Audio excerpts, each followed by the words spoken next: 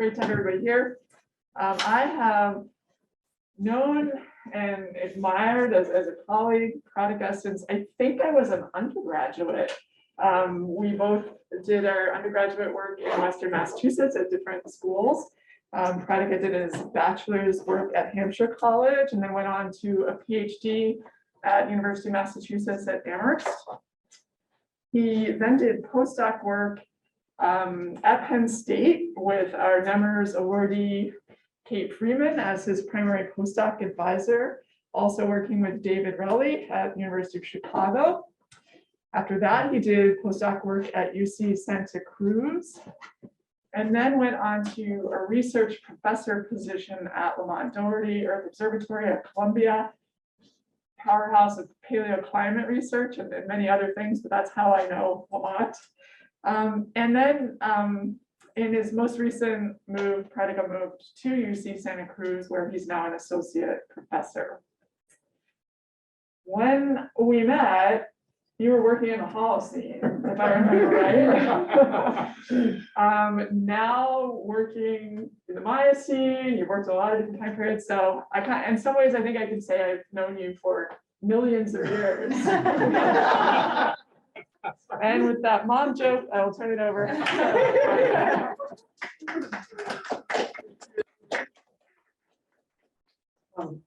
was trying to just go through this. I think you may be the both friend but scientific colleague that I've known the longest. So.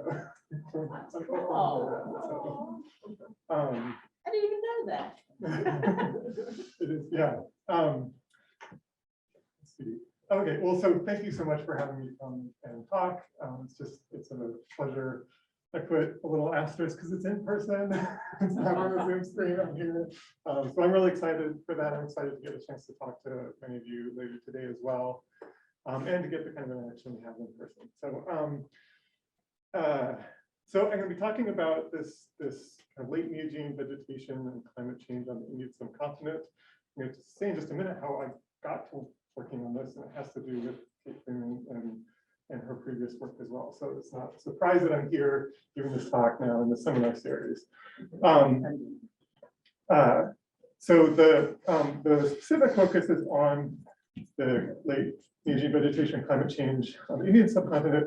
More generally, it's this question about kind of the late Neogene kind of changes worldwide, and really the establishment of what we take for granted is these kind of modern tropical and subtropical grassland ecosystems. And so you went back to the middle Miocene, they did not exist, right? At least the plants that occupy them today were not occupying them then. And in many cases, there were not even grasslands or open habitats in those regions. So we're really seeing there's a really kind of major ecosystem transformation that occurs over this time period. So the more general theme of the talk is kind of understanding that transition.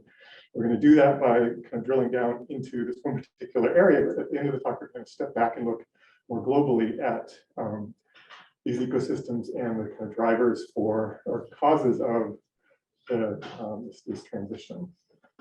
So I just want to start by collaborators. First and foremost, Kate Freeman. So this is a project that we started as a postdoc at Penn State in 2005.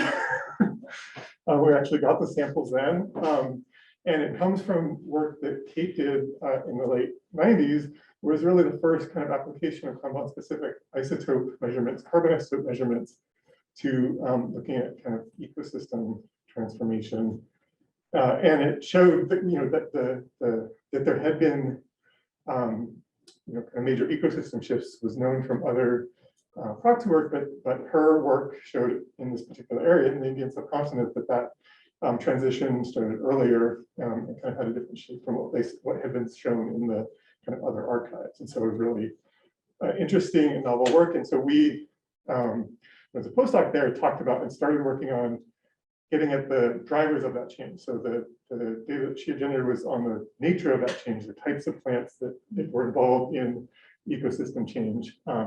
And our plan was to measure hydrogen isotopes and look at the hydrologic change kind of drivers for ecosystem change. That it's 17 years later, when I'm presenting this data, says that it took some time to get there. So a number of things that, other projects kind of took precedence for a while. So we picked this back up in the early 2010s with Jenna Pinsky, who was an undergraduate at Barnard at the time. So she generated kind of the first data for this project. And then we've subsequently kind of gone on to measure more different things and brought on other folks. So Allison Karp, who was a student at the time she did this work, and is talking later this quarter. So I'm not going to steal. I'm going to steal a tiny bit of her. She's got so much stuff there that it's not really stealing anything. So I hope she'll be talking about some of her results from these same samples. And then Kevin Uno, who is my postdoc, or co-advisor, was a postdoc at Lamont. And he subsequently now is a research professor and has his own research program there. But he came from Terry Sterling's lab, and so we had a really different kind of perspective, thinking about landscapes and particularly animals. And so he kind of brought this nice kind of orthogonal perspective and data to the problem, and you'll see some of that later on in the talk as well. And Sam Phelps was my student at Columbia, and he kind of just jumped in and got really interested in this question. So his thesis was on a different topic, but he helped do a lot of this work as well. So I want to say thank you to all of them and acknowledge all of my collaborators, and also a really large group of folks that were just generous with sharing their data and sharing published data and the updates they've made to age models and things like that. So really like the kind of some of that hidden work that we don't always see. And so just a plug for doing that for the people when you have the chance. Okay, so I remember how we're starting here. So I'm going to start. We're going to start kind of at this, like looking at the kind of context, the Cenozoic and the late Neogene context for these changes, starting with some global records. So this is the benthic, kind of updated benthic oxygen isotope record by Westerhold, looking at kind of a global compilation. This one's orbitally resolved. It's really amazing. You can go look in detail at it. There's really amazing stuff that people are doing with it. But I want to focus on the long-term trends here. So this is looking at the kind of long-term descent from kind of the warmth of the Middle Eocene climatic optimum to, yes, my star. I love it. From the Eocene climatic optimum into the kind of current ice house conditions that we live in. And then if we just focus on the Neogene of the last kind of 25 million years here, we're going to blow this up. And so there's kind of evidence for these pretty very large changes, that the transition, the difference between the Eocene climate and the world in today is dramatic. If you look at the Neogene, the last the Miocene and Pliocene, there's still major changes, but there's this period in the middle where you kind of don't see a whole lot going on, at least in this particular representation of climate. So this, we see one of the major kind of transitions here is from the mid-Miocene climatic optimum into the kind of mid-late Miocene, whatever you want to call it, where we have a major growth of the Antarctic ice sheet, expansion of the Antarctic ice sheet and cooling. And then we have the northern hemisphere solution in the Miocene crisis. So what I'm going to talk about is this kind of middle part here. And so to borrow from the boring billions kind of idea, here's which I thought would play well here. The boring millions, this period where, at least in this record, which is reflecting ice volume, global ice volume, and high latitude temperatures, places where, or at least the places where deep water was forming in this time interval, which for this kind of late Miocene period would have been high latitude. And so, at least in this representation, there's not a lot of change going on. We don't see any kind of major changes in the cryosphere and in high latitude temperatures. And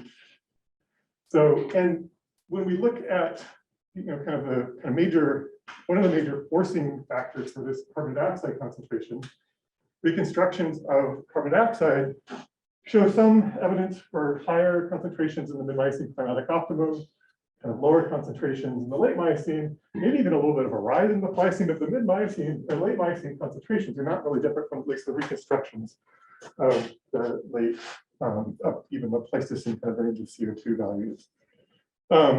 This, I just want to make a plug here. This is from the Paleo CO2 project, which came out of a research coordination network that I've been involved with. So you can actually go and make these plots and download the data at this website, paleoco2.org. And what I'm showing right here is actually all of the data that we've compiled. Part of it is just basically to make this database. with kind of the next iteration will be kind of vetted database where we actually go through each kind of proxy group is going through and kind of critically assessing all of the records and culling some and recalculating values kind of in a common framework with uncertainties. And so that'll be coming up kind of in the next year. So it's a really nice resource. But there's not a lot of evidence for kind of major changes in this kind of late Miocene period in terms of carbon access, at least from the existing data here.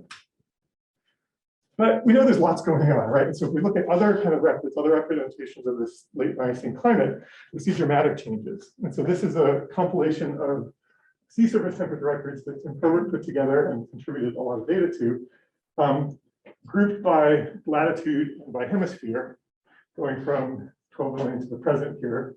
And so there's evidence for dramatic cooling, actually, with amplified cooling at high latitudes, with cooling in the tropics as well. And even some suggestion that there was a kind of aborted or kind of attempted inception of northern hemisphere glaciation at this time in the Subcontinent for IRD. From this time, there might be folks in the room that know more about this as well. But so there's actually a lot going on in the middle Miocene or the late Miocene here. And then kind of getting to the topic at hand, there's evidence for major ecosystem changes. And so I pulled out this record from Freeman and Colarusso, so the record I alluded to before that kind of set me off on this path for Kate. This is showing carbon isotope compositions from plant waxes from paleosols in the Indian subcontinent and from sediments in the Bengal Plain. And this is where the work that we subsequently did is focused on these kinds of samples as well. And so what these records show is that there was major expansion or establishment expansion of these C4 grassland ecosystems in the late Miocene. So we'll come back to kind of an interpretation of these types of records and everything, but I just wanted to bring them up to show you how dramatic these changes are.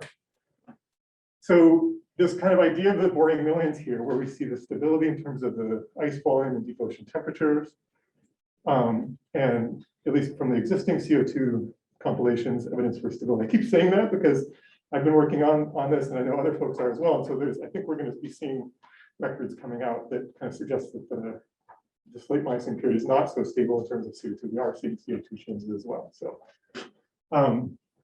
but then we see evidence for this variability. We see this major decline in sea surface ocean temperatures and this global ecosystem transformation. And so this kind of leads us to the kind of overall research question we're getting at with this talk and with this research, and that is what led to this establishment and expansion of C4 ecosystems. And the approach is to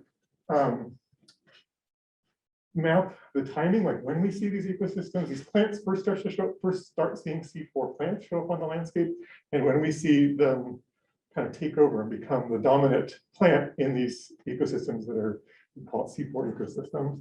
And then to reconstruct the environmental changes associated with that, specifically focusing on the factors that we know from many different types of studies are important for the kind of maintenance and the distribution of these ecosystems today. So by looking at the kind of top-down controls on these types of ecosystems in the past, and some of the bottom-up controls. And that's really what Alison Karp's work is getting at in terms of the role of fire as a feedback in these ecosystems.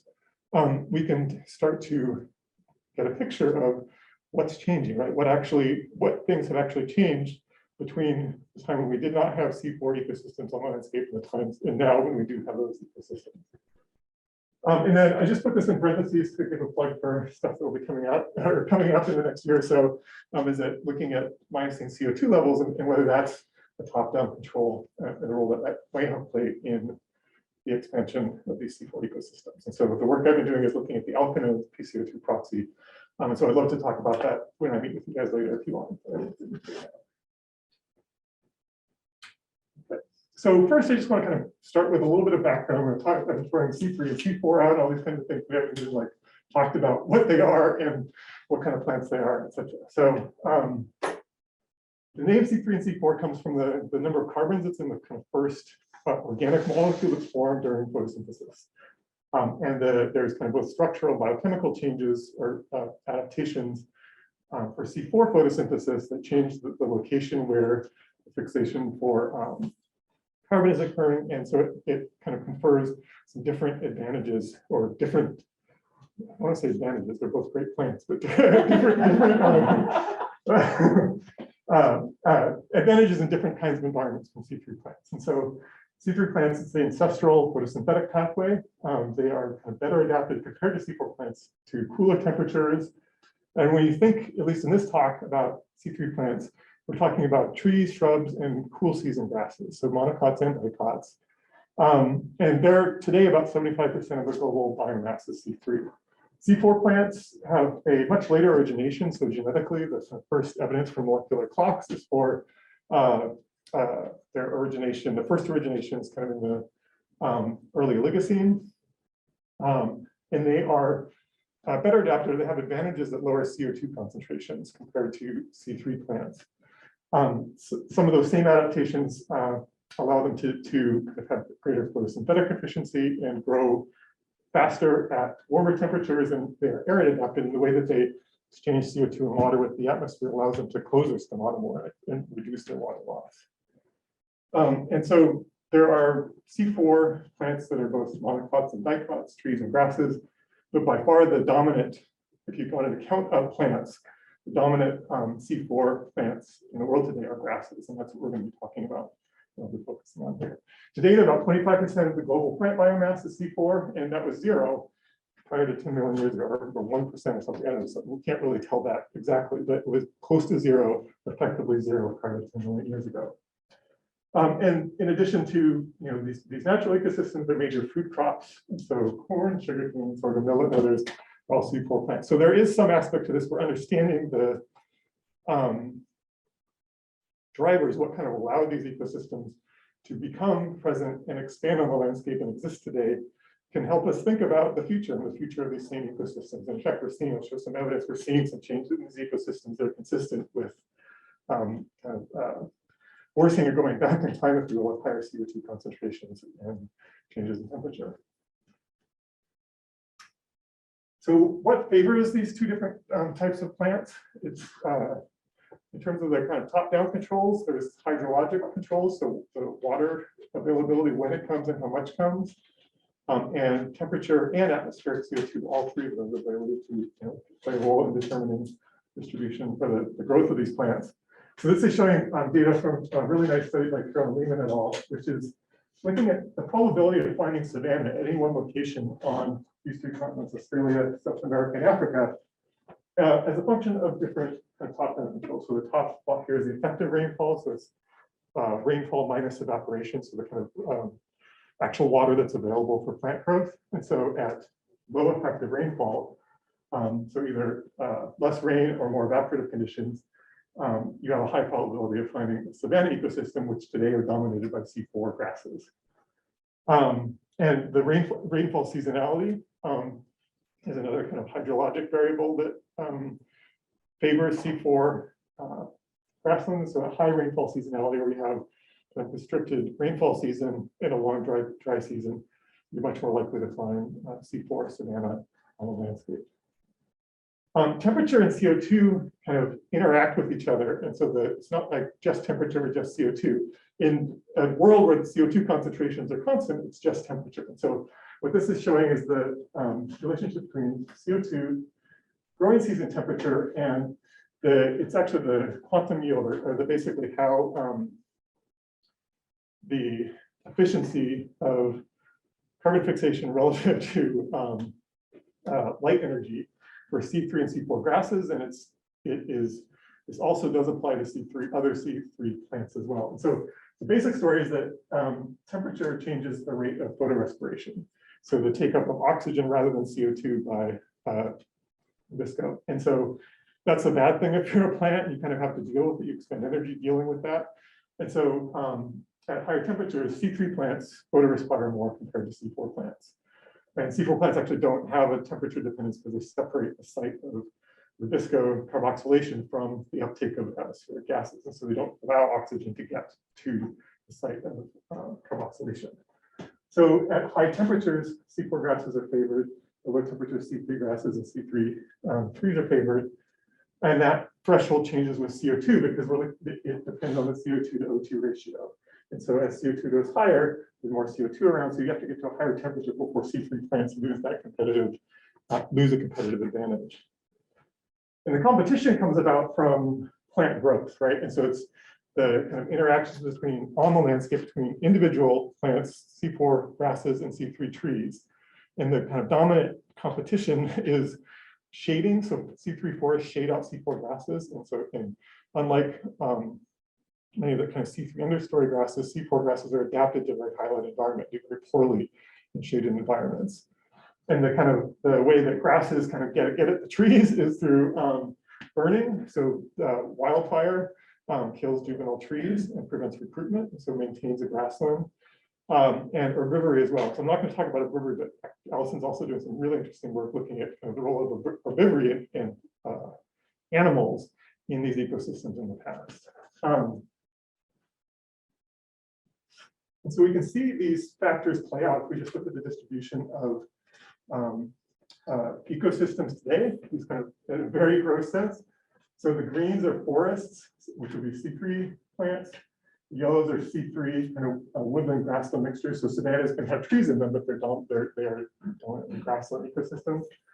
And then the kind of oranges are C4 woodland grassland mixtures. And so we see the effects of kind of rainfall and temperature in this map. We see it in the along the equator and in the tropics where we have abundant rainfall, low seasonality. We have dominantly C3 tree ecosystems. So move away from the equator, and it's particularly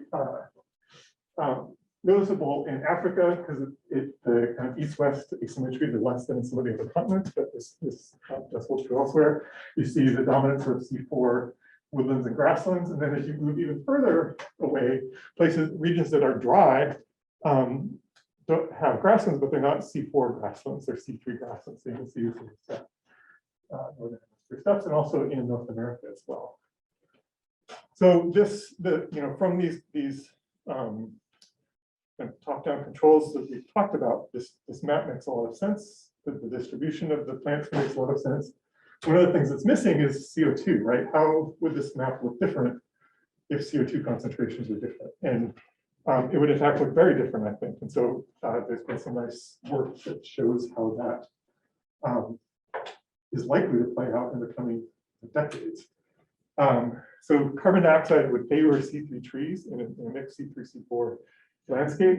And in fact, this is a really nice study that looked at the abundance of trees and what was a C4 grassland here in South Africa, near Queenstown. And so basically from 1925 until 2011, you're seeing afforestation, you're seeing the expansion, the increasing number of trees in this landscape, and what will eventually probably be a fully wooded ecosystem rather than a grassland. And this is, the authors attribute this to the increasing CO2 concentrations in the atmosphere. They looked at kind of the effects of other climatic variables and human disturbance, and that was not a factor. They attributed this to CO2 concentrations. We see this also kind of back in time. So this is some data from my student Nemmers, who's been looking at kind of change in the balance of C3 and C4 plants in the Sahel by looking at plant waxes off of West Africa here. And so the green is the carbon isotope composition of plant waxes with more trees up for C3 trees and more C4 grasses down. And the gray is the CO2 concentrations over this time interval. So we see really strong control from CO2 concentrations on the relative abundance of C3 and C4 plants in these ecosystems. So, and then, let's see, this is just, I'll show this quickly. This is a modeling study from Zhu et al., who looked at how CO2 kind of expands the places where you could potentially have C4 ecosystems. So it's a climate model that includes a vegetation model that has distinct C3 and C4 plant types that respond to CO2 and water. And so what they showed is that at 600 ppm CO2 in the model, only the kind of Africa and the place we're going to be looking at, which is kind of northern India, places that could potentially have C4 plants. Whereas as you get to lower CO2 concentrations, other regions kind of have the potential to have C4 ecosystems there. Okay, so to kind of put this all together with a little feedback diagram here, and this kind of like illustrates this top-down controls, but also I wanted to talk about the kind of feedbacks and the bottom-up controls here. So we have the C4 grass cover and C3 forest cover, which is kind of the things we observe with the techniques we're using, the proxies we're using. And so the increasing C4 grass cover is to increase fire, which increases tree mortality, which decreases C3 forest cover. And so that's kind of one stable state for the system to exist in. In contrast, increasing C3 forest cover decreases the grass cover through shading, decreases fire incidence, tree mortality, and increases the C3 forest cover. So there's actually kind of this bistable states in many places where both ecosystems could exist, and they exist through these kind of strong feedback mechanisms through fire. So these are kind of the bottom up like controls. The top down are things like rainfall, CO2, and temperature, which kind of set the like growth rates, the ability for the plants to grow, the availability of water for them to grow, the kind of incidence of fire, the frequency of fire in those ecosystems, so they can kind of set the stage for those plants, and then these internal or bottom-up controls kind of individual in any one location might determine what ecosystem you get here. So the the approach that we're taking here, what we're going to look at is data that kind of gets at the principally the water, or the role of water in these ecosystems in the past, but we also are going to think about CO2 and temperature as well. And then Allison's work gets at this bottom up, this fire, the role of fire in these ecosystems. Okay. And so just to kind of lay out these drivers and kind of what we're going to be trying to either say yes or no to if we can. The first is just evolution of C4 photosynthesis, because perhaps the plants just didn't exist genetically, and we know that that's not the case that we see that origination of early Oligocene. So there's potential for these ecosystems to be extensive on the landscape, yet they were not, right? The plants existed, but they did not dominate the landscape in the places they do today. Temperature would actually have to increase to favor C4 plants, even though I understand the physiology. And there's really no evidence for that. We see global cooling, we see regional cooling, and in places where we actually have temperature estimates from the ecosystems themselves through clumped isotopes and things like that, so kind of no change or cooling. So there's really no evidence for temperature being a major factor in the expansion of these ecosystems. That leaves us with hydroclimate, so drying and more seasonal precipitation, fire ecology, and atmospheric CO2 decrease. And so the research questions, the specific things we're going to get at here is, when did modern ecosystems originate on the Indian continent, which we know the answer to. We're going to look at it in a little more detail with some of the new data, but then we're going to look at what drove that ecosystem change, specifically thinking about the rainfall and hydroclimate in this region. And we'll kind of step back out and put that in the context of the other C4 ecosystems and what types of changes we observe in those other ecosystems. So the location where we're working is actually in the Bengal fan. So we're looking at sediments in a IODP core from the distal Bengal fan. So actually in the southern hemisphere, it's about 3 or 4 degrees south, but it has beautifully preserved soil, leaf wax compounds coming from the Ganges and Brahmaputra river systems that feed the Bengal fan. So it's actually way better than any of the paleosols from this region, I believe it is. And so the material in the river systems is coming from the landscape, deposited on the shelf, and then redeposited in the distal Bengal fan through turbidites that travels 3,000 kilometers down the fan system.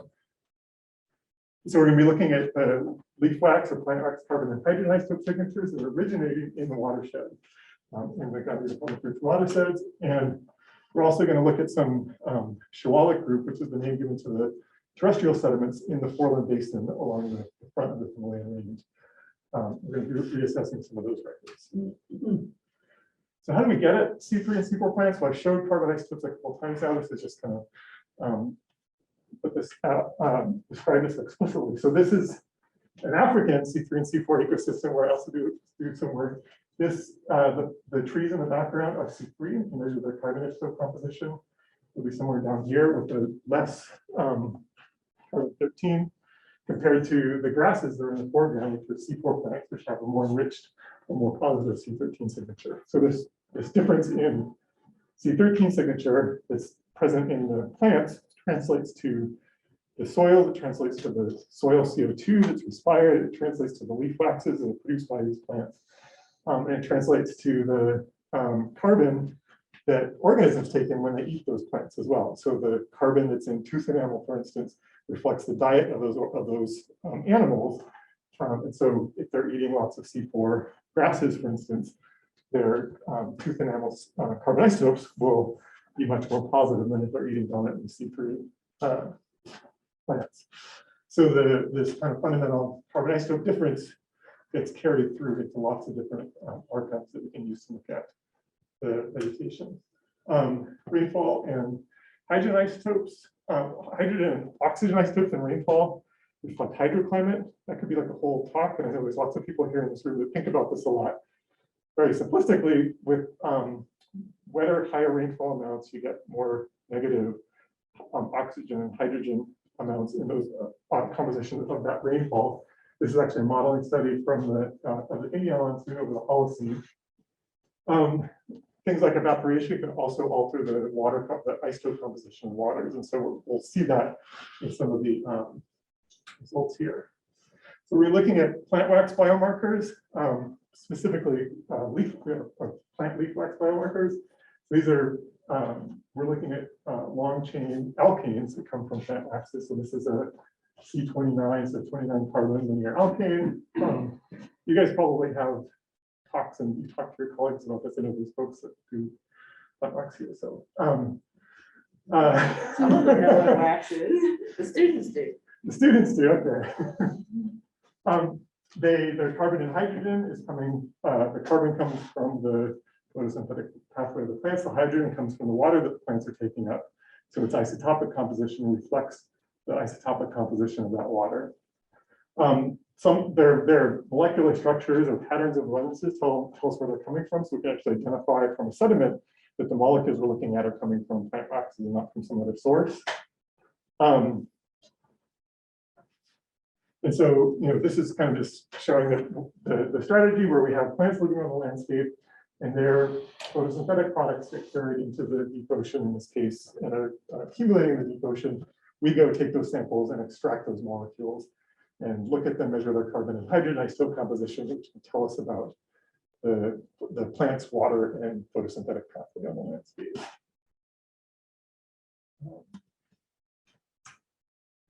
So I'm going to skip through a little bit of this here in the interest of time. When we do this analysis, we characterize the samples. We look at the relative abundance of the different compounds. So it shows the gas chromatogram.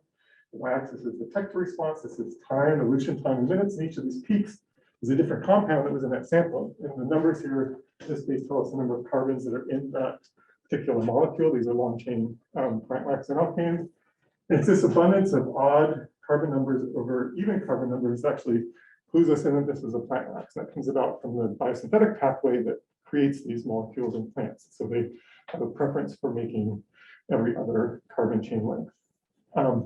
Then we can also take a gas chromatograph coupled to an isotope ratio mass spectrometer, and we can measure the carbon and hydrogen isotope composition, not just all of the waxes together, but we can measure the composition of each individual wax. For one sample, we actually get a lot of different isotope values, which we can use sometimes to get a little more insight into the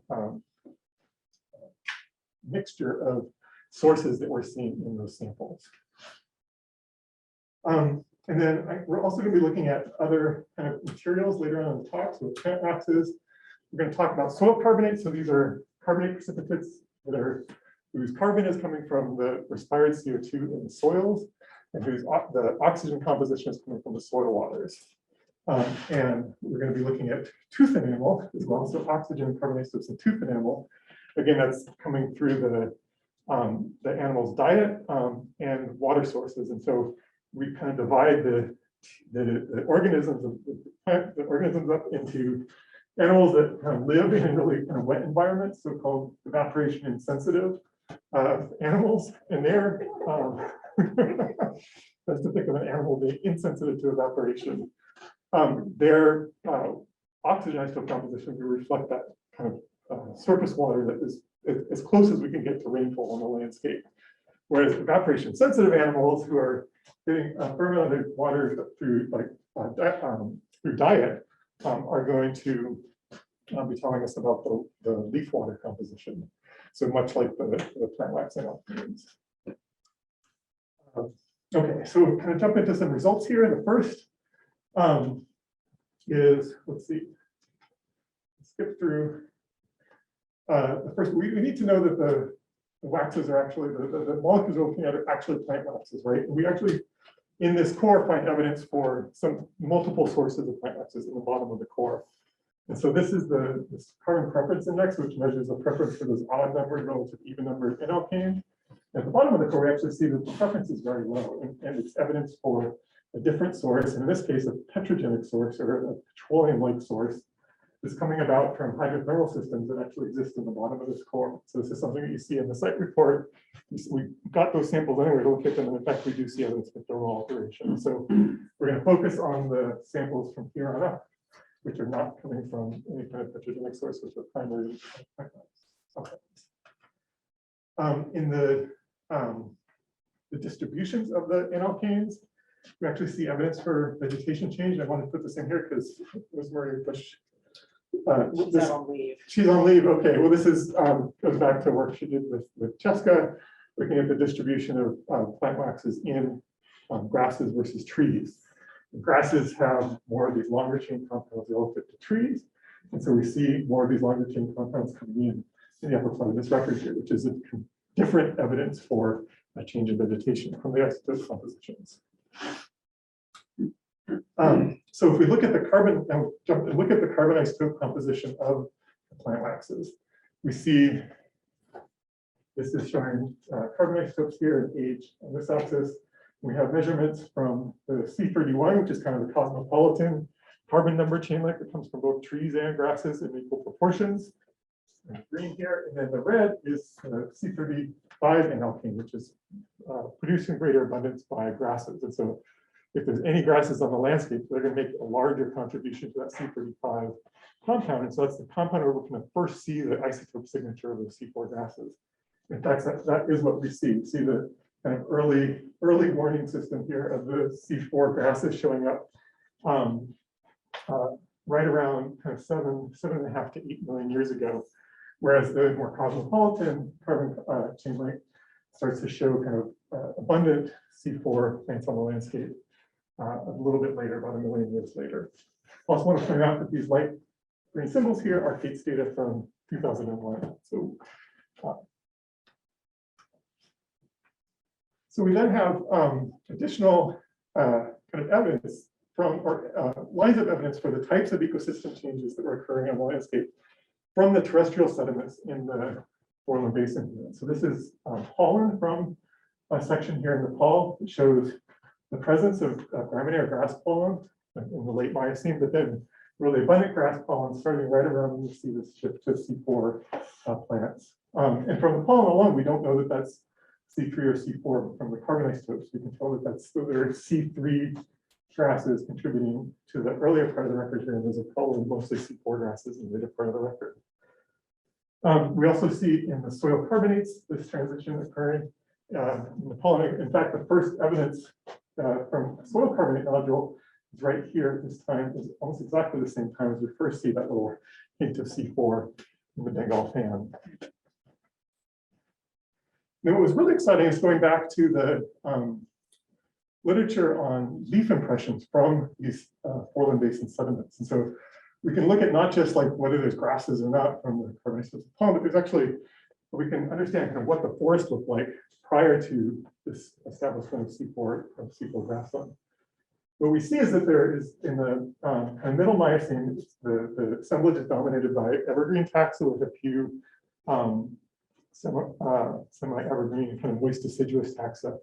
And we see increasing proportions of those deciduous taxa as you go up in time into the late Miocene, until finally, right before the kind of major C4 transition, we see kind of half of the taxa are from deciduous trees. So it suggests the These are seasonally deciduous taxa, so it's suggesting that we're kind of seeing a change in the seasonality of rainfall, that it's starting to synchronize the kind of growth of these tropical plants, and with a distinct dry season where the plants are shedding their leaves, and then a wet season where they're growing. So we're seeing kind of evidence prior to the expansion of C4 grasses for ecosystem change. So the C4 switchover is kind of the last stage in this process.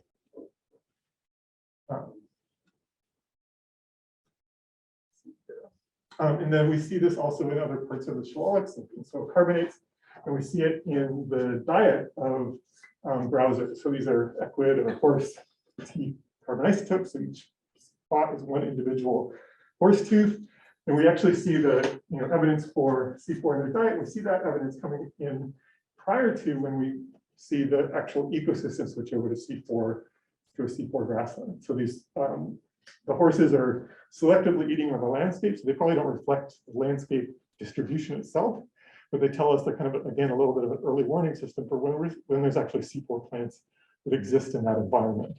And then the carbon isotopes from the soil carbonates and the plant waxes tell us when those plants actually kind of rise to dominance in those ecosystems. So in terms of the research,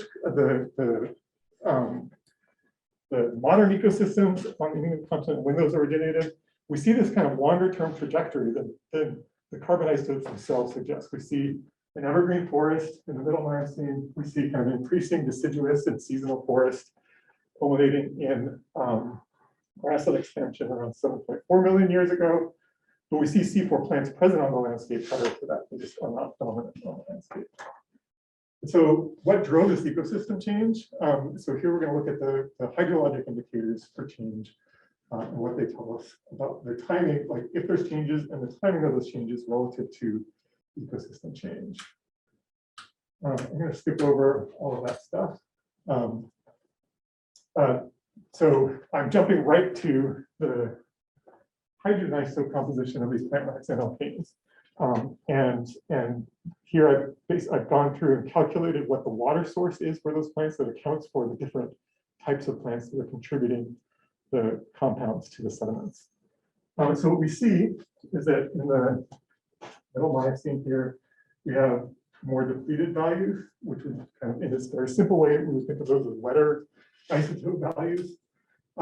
We see a kind of shift in the nature of the range and the nature of variability, starting at about 10 million years, where we have both these more depleted isotope values, but also more enriched isotope values. You kind of see kind of switching between these different isotope values. And then after the grassland transition occurs, we see kind of exclusively these more enriched isotope values. So at face value, this suggests some kind of wetter environment, kind of wetter and drier, more variable environment in this transition period. We're seeing more deciduous plants, and we're seeing C4 plants on the landscape, but not dominating the landscape. And then a dry environment once we see the C4 grasses dominating the landscape. And we see this also in soil carbonates. So again, these are reflecting the soil water composition. The leaf waxes are reflecting the leaf water composition. The soil carbonates from Nepal and from Pakistan also show this shift to more enriched isotope values, indicating drier conditions. So they're all kind of painting this consistent picture of drying. The question is, what's driving that drying? The isotope shift, is that changes in the rainfall amount? Is that changes in the soil evaporation or leaf water evaporation that will be driven by things like vapor pressure deficit, relative humidity, or the seasonality of that rainfall? This is where the animals come in. So we look at the oxygen isotopes from the teeth that come from these grazers and browsers that are getting a lot of their body water from the plants. That's going to tell us about the whole system, right? The rainfall all the way up through kind of the evaporation that's occurring in plant leaves and in soils. As we look at teeth from taxa that are living in these really wet locations, that's going to tell us about as close to the rainfall composition as we can get. So this was really key in trying to understand and pull apart the leaf wax story, the hydrogen isotope story, to understand all the different factors that are in play in changing the hydroclimate here. So the blue are these evaporation insensitive taxa, And they basically don't change. There's about a 1 per mil increase in total over the time period where we have teeth from these animals. That suggests a very small, perhaps, decrease in the rainfall amount. It's much less than we see either in the soil carbonates or in the plant waxes if you translate to hydrogen isotopes. All the other organisms, these evaporation sensitive taxa, are going like screaming upwards in terms of their isotope composition. These are huge changes. So we're seeing this kind of major increase in the evaporation of waters from soils and from plants. So a major increase in the aridity of the system with modest changes in the rainfall amount. And so the picture we would then paint kind of in terms of isotopes and thinking about hydroclimate is that we have a relatively wet system before 10 million years where the surface water, soil water, and plant water, they're different from each other, but they're not hugely, there's not a huge evaporative kind of stress on the landscape. After 6.5 million years here, we see really strong kind of differentiation of those water pools, getting really strong evaporative stress on the landscape, again, with more modest changes in the rainfall amount, but some change in the rainfall amount as well. So putting this all together, we see that there is a decreased rainfall and an increased soil leaf evaporation that coincides with this evolution from wet forest to dry. I can say wet and dry now, wet forest to dry C4 grassland. And there's also some indication of rainfall seasonality changing as well from serial sample tooth, which I didn't show here. So if we go back to our kind of possible drivers of the C4 expansion specifically on this landscape, we can say that hydroclimate did play a role. Yes, I mean, in subcontinent, there was definitely hydroclimate changes that were favoring C4 ecosystems and eventually led to the establishment and expansion of those ecosystems. Fire ecology, so this is a little bit of thin iron steel for Allison. There's absolutely fire ecology played a role. There's kind of changes in fire that predate the establishment of the grasslands, suggesting that it was kind of a precondition and then a very strong feedback on the transition. So it may have led to kind of the rapidity with which C4 grasses took over the landscape when they did start to kind of be favored from these top-down controls. And then in terms of the atmospheric CO2 decrease, that is still a question mark, but I should show a little bit of synthesis globally that maybe argues for it playing a role. So now we're going to step way back out. These are, this is a synthesis of all of the kind of major C4 grasslands today. And the synthesis is looking at when we first see evidence for C4 plants, it's like starting to take over the landscape in this brown here. And then the green is when they kind of become major players on the landscape. And then these symbols here are the kind of hydroclimate changes that may or may not drive the expansion or that are important for the distribution of those ecosystems today. And in some cases, the kind of the hydrologic preconditions for those C4 ecosystems, you know, the changes occurred relatively close in timing to when we see those C4 ecosystems become abundant on the landscape. And so, for instance, the one we just talked about here, where are we here? In Nepal, we see evidence for hydroclimate change here, and then the C4 ecosystem shift is a little bit later, where we see that kind of trajectory in terms of the forest ecosystems beforehand. Other places, the changes are kind of coincident with each other. And other places, the hydrologic changes kind of predate the records that we have. There was no evidence for hydrologic change occurring around the time we see C4 ecosystems become abundant. And so what drove, like, why are we seeing this kind of clustering of C4 origination ages in the late Miocene? Sometimes with the kind of top-down controls being at play and sometimes not, right? So there's not kind of no one kind of universal story you can tell about each of these regions that would explain why you get C4 ecosystems there. And so the strongest kind of, the way I would say this is that even though the CO2 proxy data don't actually show what I'm going to tell you, I think all the other evidence is pointing in this direction. We see, so we see, you know, the strong global cooling occurring at times with high latitude enhancement. And so that high latitude enhancement is just something that comes about when you cool the globe. I don't think it's evidence for CO2 directly. but that when you run climate models that capture this change in temperature and the latitudinal temperature gradients, you actually cause hydrologic changes to occur in many of these regions where we see, at the time where we see C4 grasslands expanding. So I think the global temperature declining is one factor that is driving hydroclimate that is allowing these C4 ecosystems to kind of become established and expand in these locations. Why is global temperature declining at this time? I would argue that it's probably CO2, that the proxy data, and I'm happy to talk about the details of that, but I think that some of the proxies we use are probably kind of in error, and some of them have assumptions we make about other factors that we're maybe not making the right assumptions about. So I think we're going to see that CO2 is declining through this, driving this overall temperature decrease. And the effect is kind of twofold. There's a direct effect of CO2 in some regions where they're basically, those ecosystems are poised to have C4 plants dominate.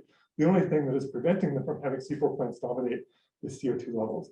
Other places, it's going to be indirect through global temperature changes and the effect that has on rainfall patterns.